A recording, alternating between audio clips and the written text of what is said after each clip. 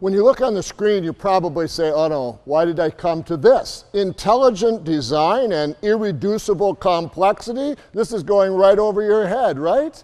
Well, I hope I can bring it down to a point where you will not feel that way, but rather will marvel at and be in awe at the nature of God. We want to look at the subject of intelligent design, and I hope that in my presentation I will generate more light for you than heat. I don't want to create some kind of a competition of creation versus evolution, but rather give insight into what we see there by natural observation of the world. And so we're going to take a look then at this, and as I point out there, you'll find something on intelligent design on page 23 of the manual. This looks a little heavy, do you think? Do you get all those equations that are sitting there on the right-hand side? There's a reason for me to put that up there. As it says in the text, the physical universe is surprising in the simple mathematical form it assumes. All the basic laws of physics and the fundamental relationships can be described on one side of one sheet of paper because they're so few in number and so simple in form. In other words, why should the universe that we live in conform to mathematical equations? In other words, order. Why shouldn't it be chaotic if it's the result of chance? Why does it make sense? Why can we make a mathematical equation out of the world? Even Einstein, the great genius, in his study of the universe, saw this, and he said, the most incomprehensible thing about the world is that it is comprehensible. Think about that. Why should it be comprehensible? Why isn't it simply chaotic? In fact, because remember, Einstein was never an atheist as a scientist. Einstein also was not a Christian, but he was a deist, always believing that there has to be intelligence, there has to be a mind that stands behind the universe. Otherwise, why should it be orderly? Why should it make sense? Why can it be reduced to mathematical equations? His colleagues challenged him on this statement. And here's his response. You find it strange that I consider the comprehensibility of the world to the degree that we may speak of such comprehensibility as a miracle or an eternal mystery? Well, a priori, or if we start with evolutionary assumptions that it's all the result of chance, one should expect a chaotic world which cannot be in any way grasped through thought. Even if the axioms of theories like gravity are posited by a human being, the success of such an enterprise presupposes an order in the objective world of a high degree which one has no a priori right to expect. In other words, all science is based on the assumption of predictability. I can do an experiment today, and if I repeat the same parameters, I should get the same result tomorrow. There's predictability, there's order, there are laws by which the universe operates and runs. He said, why should we expect that to be so from chance? And he finally concludes, that is the miracle which grows increasingly persuasive with the increasing development of knowledge. In other words, Einstein says, the more we learn about the world and the universe in which we live, the more it proves to us there has to be intelligence that stands behind it. We would call that God.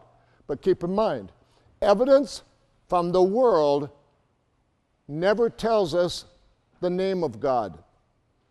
It only tells us there is one. You have to go to history to find out who did it, because the one who did it 2,000 years ago came to the world in which he created, and his name was Jesus Christ. And the evidence for that history is as thorough, and I've covered that in a different book called Surprised by Faith, and that's where you get the evidence from history that identifies who God is through the incarnation of Jesus Christ into history. So Einstein is right. The world tells us there has to be a God. Let's look at that in a little bit more detail. Scripture in Romans chapter 1, 18 through 20 tells us the same thing. That which is known about God is evident within them, for God made it evident to them. For since the creation of the world, his invisible attributes, his eternal power and divine nature have been clearly seen, being understood through what has been made, so that they are what? Without excuse. God says, my creation, the world around you, doesn't matter if you're in Japan, doesn't matter if you're in Africa, it doesn't matter if you're in Asia or sitting here, everyone sees it. Everyone can know that there has to be a God who exists. To deny that design is clearly evident to the world is really to call God a liar. All right, let's make sure we talk about this in the right way. Most of the time, people would say, well, and that's the problem we have of introducing intelligent design into the schools. They make the assumption that they're talking about a science, evolution, which is the result of natural causes. You want to introduce into the school and into people's lives a supernatural cause called intelligent design.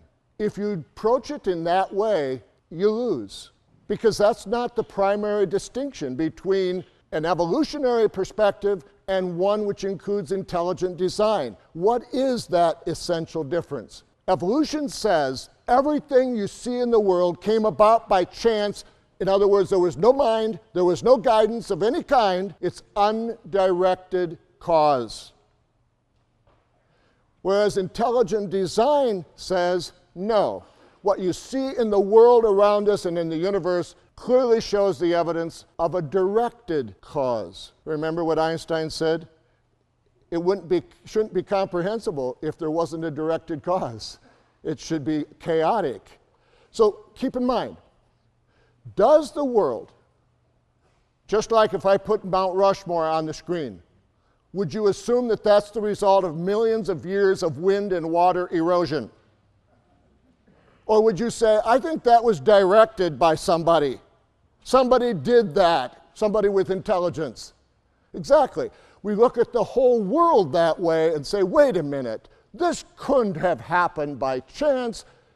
It was not undirected, it was directed. And the reason I want to use this comparison is because now it's testable in the natural world using science. I don't have to use the Bible. I don't have to quote a verse, even though I support that 100%. I can use the evidence from the natural world. Let's look at, on page 30 in your text, you'll see these two trees. The left tree are the branches, shows the trunk and the branches of all those people who believe in a directed cause. The next session, I'll go into all those branches, and you'll find which one you're swinging from. But for now, all I'm pointing out is that there are lots of views within Christian and religious circles representing the different branches, all on the same tree, because what they have in common is they believe that the world we live in was the result of intelligent direction. Over on the right-hand side, you have another tree, which is the evolutionary tree, and not all evolutionists agree either. They have different branches as well, punctuated equilibrium or neo-Darwinism, a variety of views within evolutionist perspective as well. But what they have in common is that they believe that everything they're looking at in the world is undirected. There's no intelligence behind it at all. It's a result of chance. It's a throw of the dice. Directed versus undirected, that's the key issue we want to talk about. How can we know that something's directed? Well, if you look at the letters that you see on the screen, the white letters, if I asked you, could you please read them and tell me what it says? You'd look at me like, I don't think anyone can. They don't make any sense. There's no message there. That's right, because those letters are simply complex. But they're not directed. They could be generated by a computer program. But to get them specified, which is what you're seeing now, I'd have to go in there and take those letters and move them around, and I would put some letters in one cluster in a certain sequence. I'd move over, oh yeah, I want to put these letters in another cluster in a certain sequence. Here's another cluster, I'll put those in there. Those are the words. And I'm going to put the dot at the end of the last cluster and put the clusters in the right order. Now you have something called specified. It's such a detail that you could not expect that to be generated by chance. It was generated because, even though you may question that, because I did it, by intelligence, okay? We call that CSI in science, complex and specified information. In other words, wherever you find detailed information, you would not expect that to come from chance. Let me go ahead and illustrate that. Here is Mount Rushmore. It's improbable, huh? Improbable to find 4 former presidents' faces on the side of a rock mountain, huh? Improbable.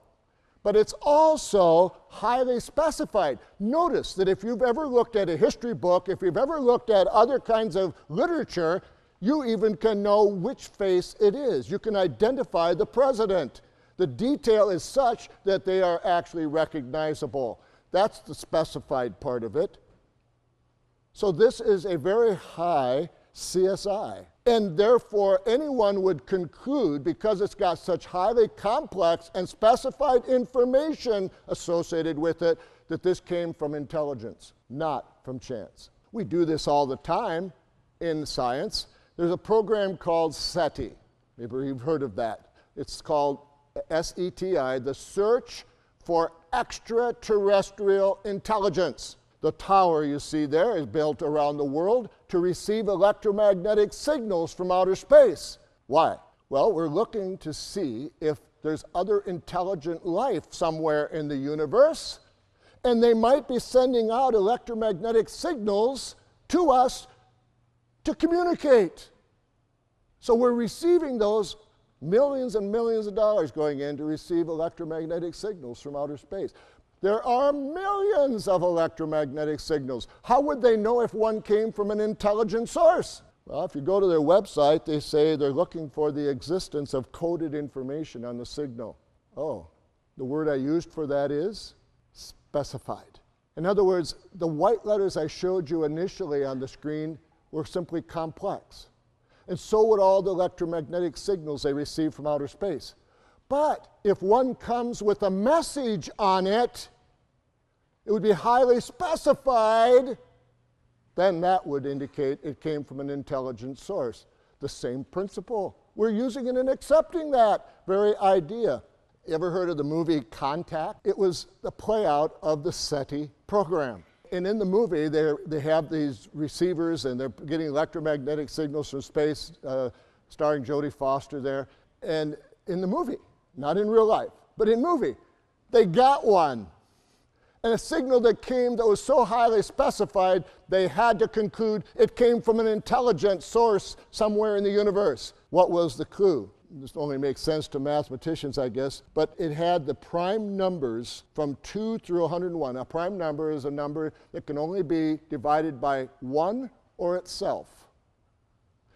And the signal that they showed in the movie was all the prime numbers from 2 through 101 in sequence.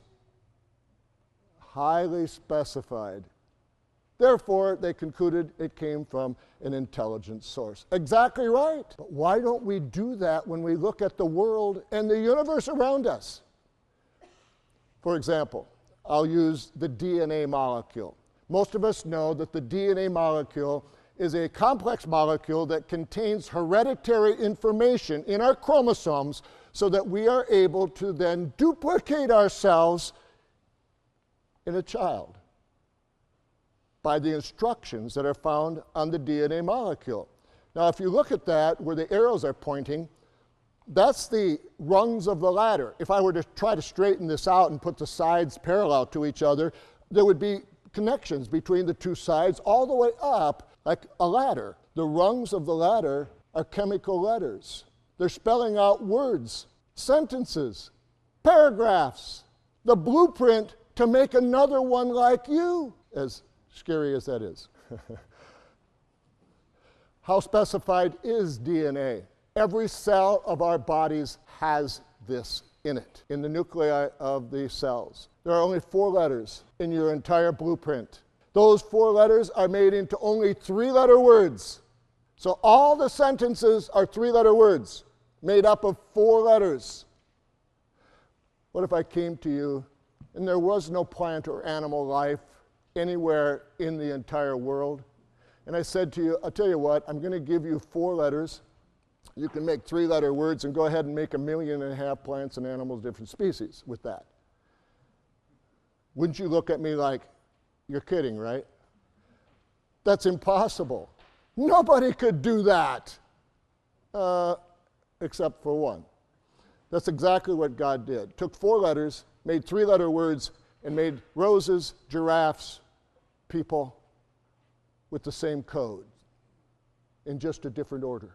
Thousands of sentences make up what we call a gene, and thousands of genes make up a unique blueprint for every plant and every animal that exists or has ever existed on planet Earth. Some years ago, they did a study of the human 46 chromosomes because they wanted to decipher the detail of it, the specificity of it, but they also wanted to find out how many letters there were in our blueprint to make a baby. This was published some years ago, and they came up with 3.1 billion letters. That's what our blueprint has in it to code for a baby. Well, that's so many letters. I mean, that's such a large number, we can hardly grasp it. Maybe if you're in Washington, D.C., you could, but otherwise, nobody else can. If you were to take some time someday, take your Bible, start with Genesis, go all the way through the entire Bible to the end of the Bible in the book of Revelation, and count the letters.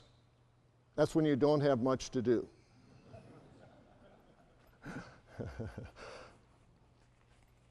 You'd come up with about 4 million letters in the entire Bible, Old and New Testament combined.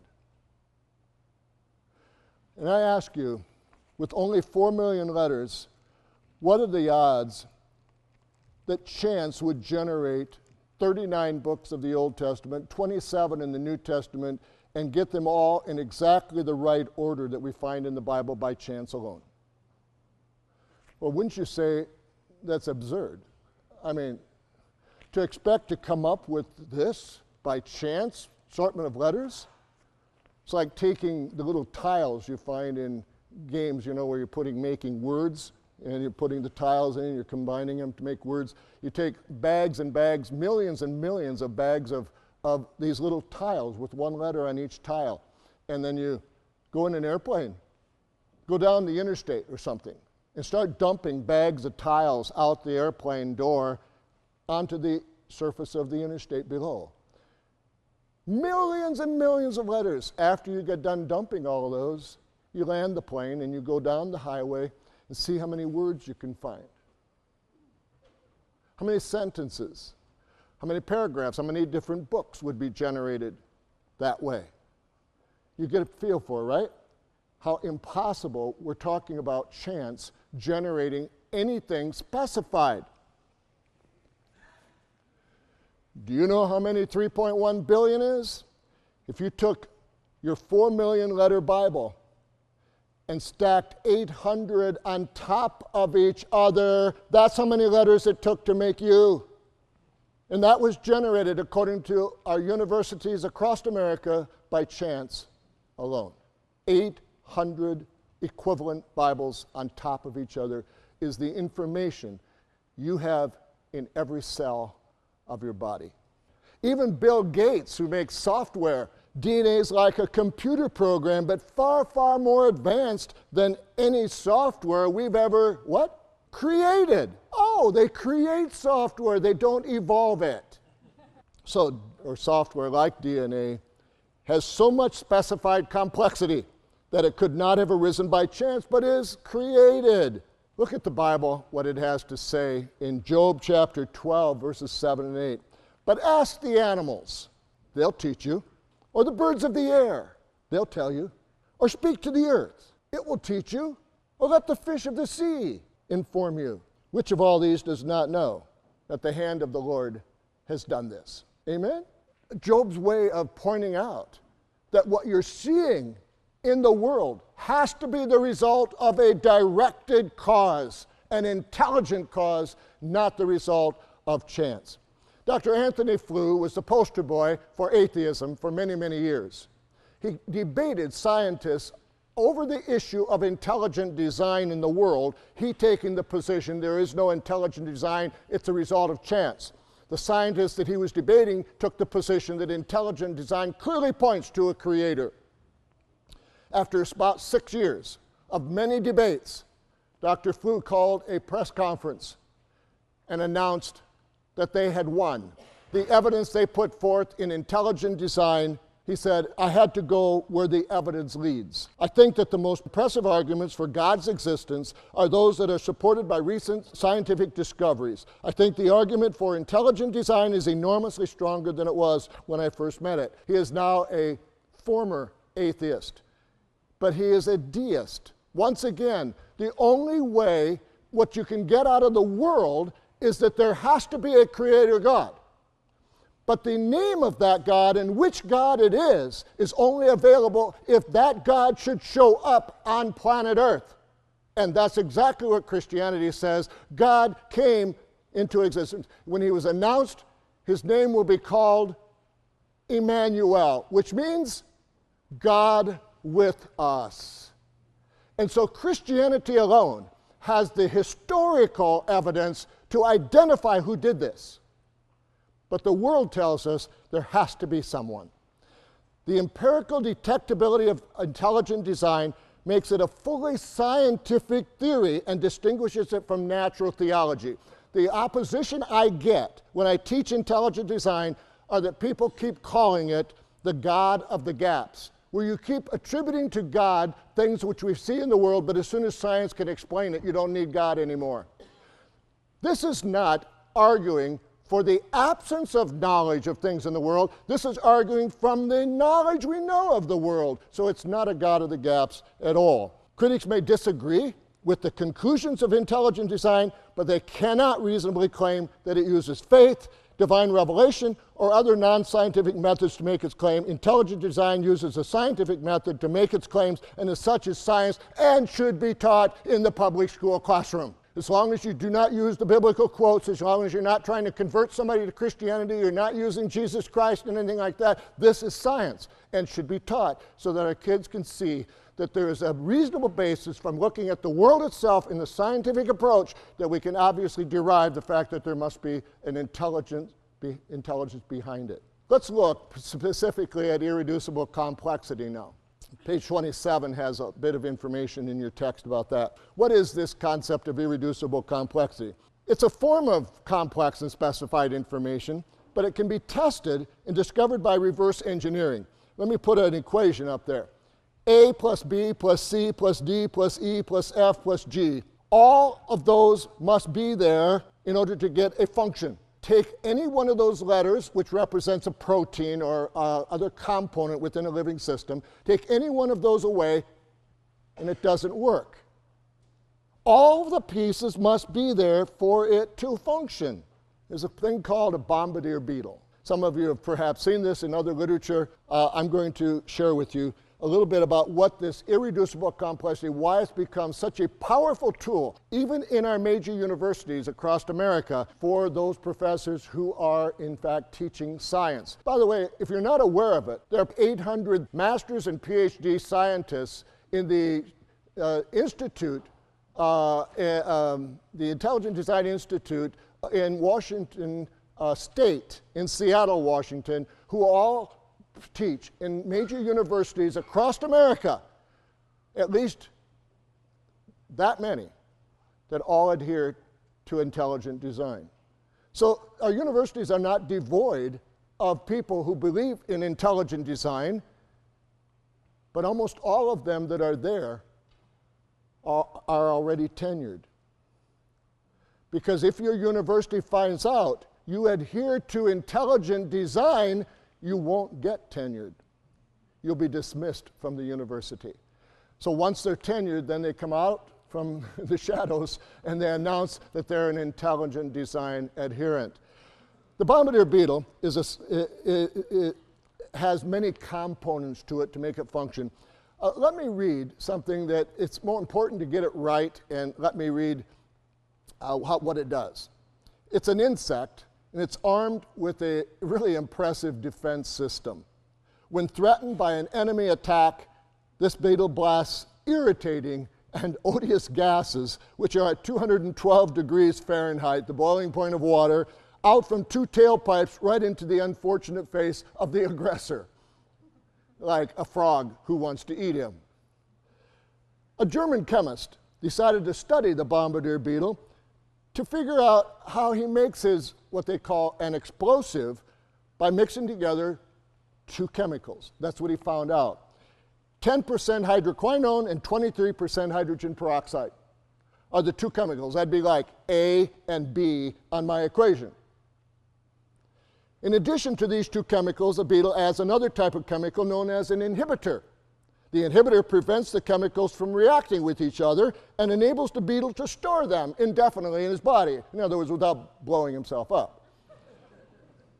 Whenever the beetle is approached by a predator, such as a frog, he squirts a charge of the chemical solutions, the two chemicals that he has in his body, into each of the combustion tubes. At precisely the right moment, he adds an enzyme, catalase, which catalyzes the extremely rapid decomposition of the hydroquinone, the hydrogen peroxide, into oxygen and water. And another enzyme, peroxidase, now we've got A, B, C, and D, to catalyze the oxidation of the hydroquinones to a noxious substance, an irritating chemical. The chemical reaction generates sufficient heat. When it reacts with the different chemicals, it produces heat to raise the mixture to 212 degrees Fahrenheit, and the oxygen gas that's released from the chemical reaction produces the high pressure. These combustion tubes are very, very thick-walled, so that the pressure of the oxygen release can keep building up, building up, building up, along with the noxious side products of the reaction, A, B, C, and D. We'd probably add E, the combustion tube.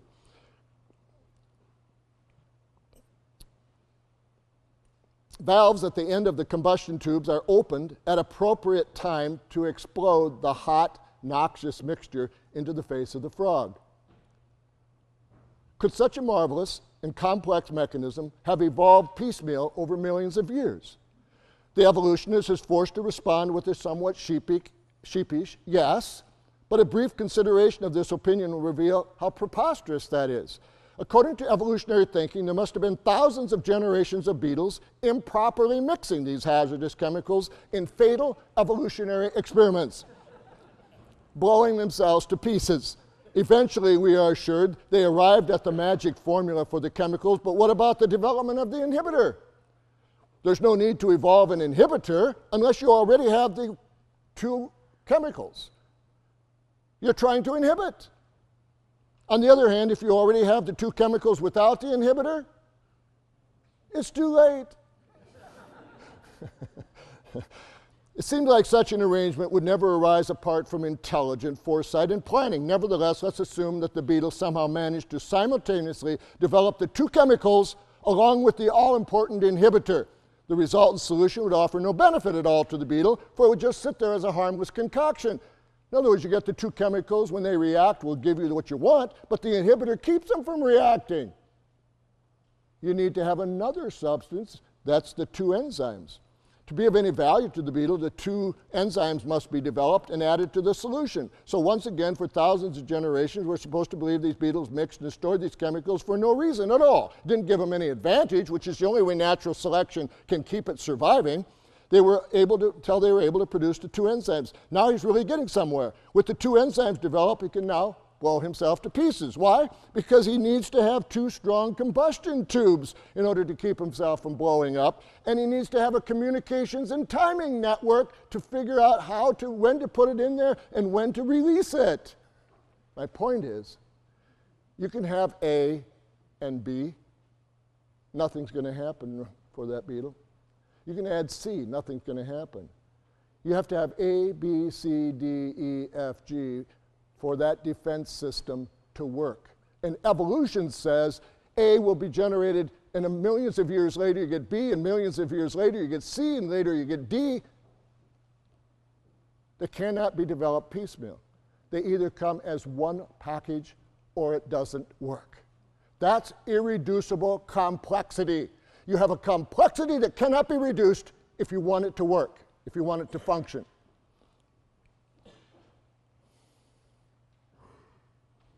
Evolutionists would have us believe that all of the hundreds and most likely thousands of genes required to direct the construction and operation of all that we see in nature in just the right order, so that at every stage of development, in this case the beetle, was not only able to survive, but was also actually superior to the preceding stage. If it doesn't work, there's nothing superior about it. Creation scientists reject this notion as more than scientifically untenable. It's simply preposterous. Irreducible complexity is found many places. In the human blood clotting mechanism. If you're a nurse or you've had any medicine training of any kind, you realize how many components there are to make the blood clotting mechanism work. Take some parts of it out, it won't work. We see that one of the genetic diseases, bleeder's disease, is missing one component of the clotting mechanism. We also have intracellular transport within our bodies. Has to have all the components together for it to work. The body's defense system, the white blood cells, all the varieties of those cells all have to be there for us to have an adequate defense system. And then the little cilium and flagellum. I'm going to give you one more example of irreducible complexity. Dr. Scott, I lost his last name, at University of Idaho, spent about, I think, 20-some years of his life studying the little tiny hair projection at the end of a bacterial cell. You'd have to be real motivated, wouldn't you? Some bacteria like Escherichia coli, we have those good guys in our gut as well. But they have a little hair-like projection at the base. What you're looking at on the screen is an electron micrograph illustration of the bacteria. That bands you see going across is the wall of the bacterial cell. And embedded in that wall is a little engine. And what you see going out the top and the end to it is the hair-like flagellum. You can't even see the cell without magnifying it 1,000 times, much less see the little hair projection at the end of the cell. They have this so that they can spin it like a little rotary motor, and when they're in a liquid medium, they can swim with their little propeller on the back. Well, how do you make the propeller work? Well, you have to have an engine. This little engine has pretty high specificity. I would guess you'd imagine that. It can spin at 100,000 revolutions per minute. In less than one turn, it's reversible and can go the other direction. You get the idea. Find a car, one that you could learn to hate. And it has to be a straight stick. And you go out somewhere where it's safe. If there's ever a safety at 100 miles an hour, and you are heading that way, going 100 miles an hour, but you decide and remember, oh, that's right, I wanted to go this way. So instead of turning around and slowing up, you simply take that clutch and push that thing in reverse. At 100 miles an hour, pop the clutch. So you can go the other way. You will spread the transmission over at least 40 acres. It's just not engineered to do that. You can't do that. In fact, Scott has offered a reward of $10,000 to anybody who can identify a machine ever generated by intelligent human beings that can do any of the features that this little engine at the tail of an Escherichia coli bacterial cell can do. He's never had to pay out. Why? He's now discovered that it's an acid-powered rotary engine with O-rings, bushings, and a drive shaft. Requires 50 proteins to work. Okay, now you've got A, B, C, D, E. You got to go through that with 50 different components now. And you can't take any of the components away or the thing doesn't work. How does evolution explain coming up with 50 different components all evolving at the same time so that this guy can swim? it has to come as a package deal. And look, our heritage in science was built upon people who believed in intelligent design or believed in God. If you go back far enough, this is only a selection of a few I thought we might recognize. Robert Boyle was the founder of chemistry and gas dynamics. George Washington Carver, agricultural chemistry. Faraday, electromagnetics. Kepler, Mendel, Newton, Pasteur, all people who believed in God and all people who believed that it was the result of intelligent design. In fact, if you go to their writings, they will constantly say they are doing studies so they can think God's thoughts after him, knowing that what they're seeing in the natural world comes from the mind of God, and they're trying to recapture what God was thinking when he did the creation.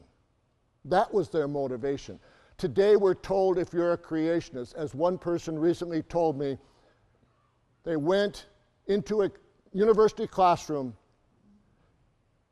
not so far, and that's in South Dakota. And the professor stood up in their introductory biology class and said, if you are here and you believe in creation, I suggest that you drop out of the class and don't even consider becoming a scientist. The presumption is that if you think that God exists and you think that the world might be the result of a directed process, you'd make a lousy scientist. But history shows us that it is the creation scientists who have thought most correctly and have discovered some of the major fields of science that we have today. On page 60 in your manual, you will see there that I have included a lot of online websites. If you want to learn more about intelligent design, irreducible complexity, you'll find enough that you will need to have the rest of your life to look at it all. But that will give you some guidance into some of the websites where intelligent design, irreducible complexity are being highlighted. And you'll also notice that there are some additional resources listed there, some magazines, some DVDs, and so forth, that you can go to. There is no lack of information available today on the topic of this session, but you will not find it typically anywhere in our public institutions. You have to go into organizations like Faith Search International or into other organizations, Answers in Genesis, and a variety of other parachurch organizations that are bringing this literature forth and helping us to balance the treatment we have on the natural world. In Psalm 19, we're familiar with this, that the heavens declare the glory of God, the skies proclaim the work of his hands, day after day they pour forth speech, night after night they display knowledge. There's no speech or language where their voice is not heard. Their voice goes out into all the earth, their words to the ends of the world. It is precisely because of the evidence that is provided us through the natural world that 9 out of 10 people in the world believe there is a higher power, God, or some sort of intelligence. It's only 1 out of 10% who deny that. And God said in his word, they are, what? Without excuse. The natural world contains his fingerprints for all to see. It's not language specific, it's not culture specific, it's not geographically specific. It's so that all can see, that they can simply realize there has to be a God, an intelligence that stands behind the universe. I hope you can stay with me for the third session. That's the one I told you. We're going to look at the branches on the tree called the creation views, theistic evolution, progressive creation, the gap theory, a host of other options that different Christians have taken to try to harmonize the natural world, what we learn there, with the Bible. And then we're also going to take a look at the global flood. Is there really any reasonable expectation that that could be true? And what do others say about that? And then we'll conclude with a bit of the word regarding the gospel at the end of the third session.